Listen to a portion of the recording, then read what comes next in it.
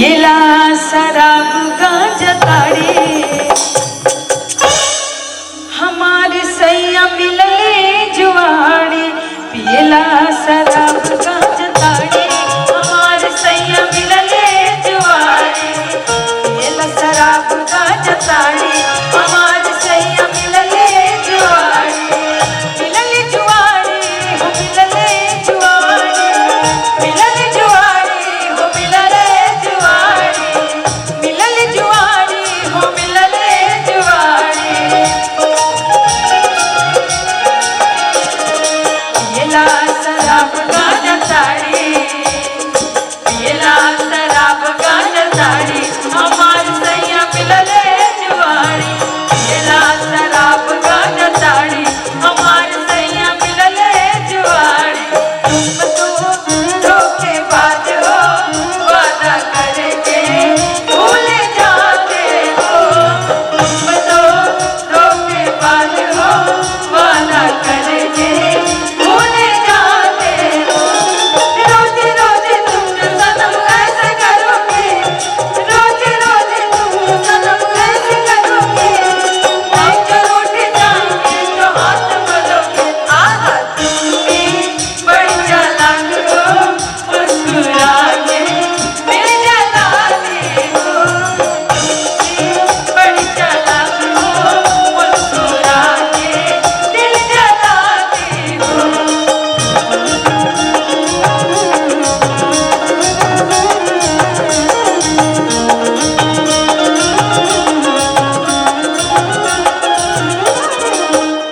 और इसमें एक लाइन बहुत अच्छा है और हम बार बार उस लाइन को सुनते हैं। सुंदर बोर देखी बाबूजी बिहाले। सुंदर बोर देखी बाबूजी बिहाले।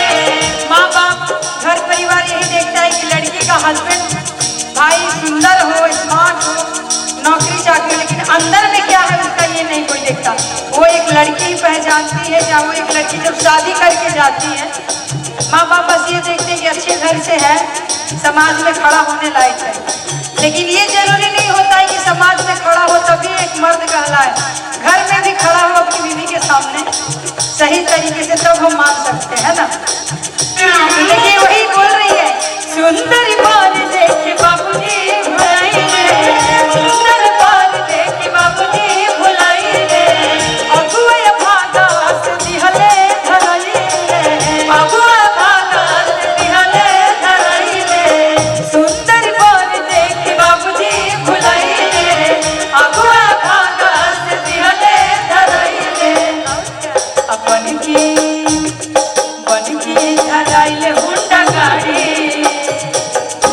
जो दहेज में 4 चक्का मिलता है तो लड़का बहुत खुश होता है। लड़की के गांव वाले के जो लोग होते हैं वो लोग भी बोलते हैं फल्ला को मिला है भाई दहेज में, लेकिन वो कुछ दिन के लिए।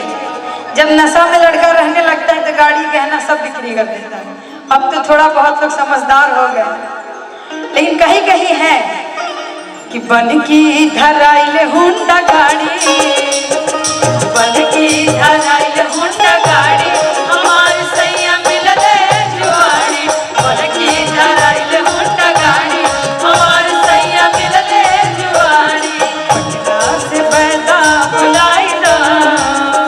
पटना से बैदा बुलाई दो। हो नजरा गई गुड़िया। पटना से बैदा बुलाई दो। हो नजरा गई गुड़िया।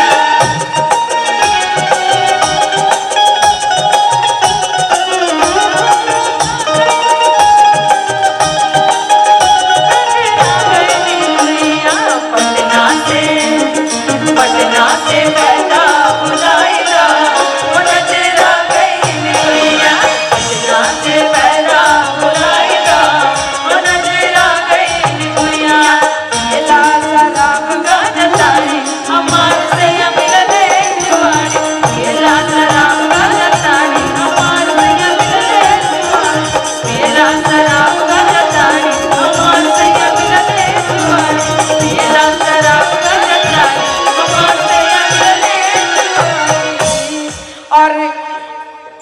लोकगीत में गाती हूँ।